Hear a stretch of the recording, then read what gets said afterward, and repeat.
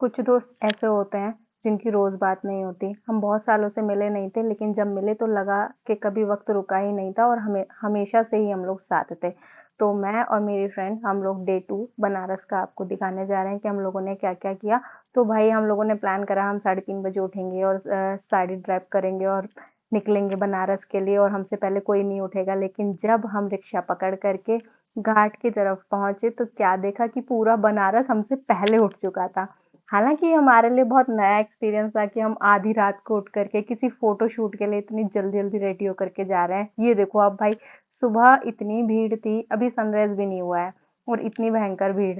मतलब क्या ही होगा उस जगह का व्यू जब आप समझ सकते हो कि इतनी भयंकर भीड़ होती है।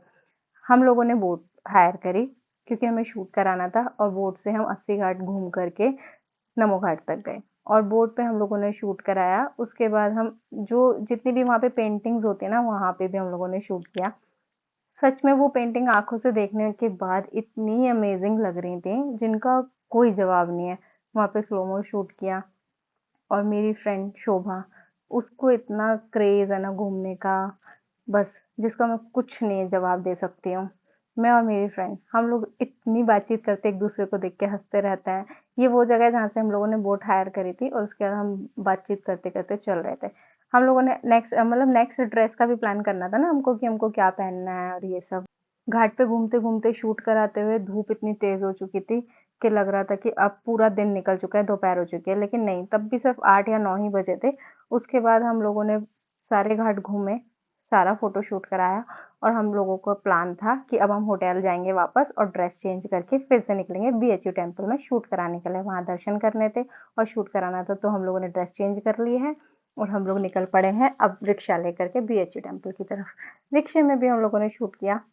मज़ा आया था और फिर ये रहा वो टेम्पल जिसके बारे में मैं आपको बता रही थी। आप बनारस आएँ तो कुछ समय ज़रूर निकालें। यहाँ पर मतलब जो सुकून मिलता है ना, जो शांति है यहाँ के मंदिर में, यहाँ के परिसर में, वो अल्टीमेट है। आपको मेरी फ्रेंड और मेरी लाइफ इतनी सिमिलर नहीं है, अब तो बिल्कुल ही अलग हो चुकी है क्योंकि वो तो कॉर्पोरेट लाइफ जीती है और मैं गवर्नमेंट टीचर की लाइफ जीती हूँ।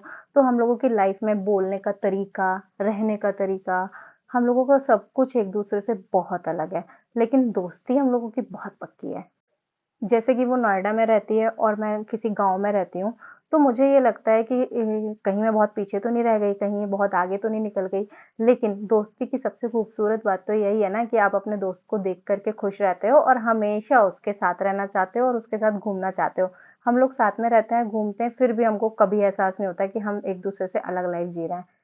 और बनारस की इस भाग-दौड़, फ़ोटोशूट के बीच में हमने अपनी पुरानी दोस्ती फिर से एक बार जी ली। कुछ सफ़र जगहों के लिए नहीं, लोगों के लिए किए जाते हैं। इसलिए डे 2 यहीं खत्म होता है और डे 3 के लिए हम लोग मिलते हैं नेक्स्ट व्लॉग में। Bye bye.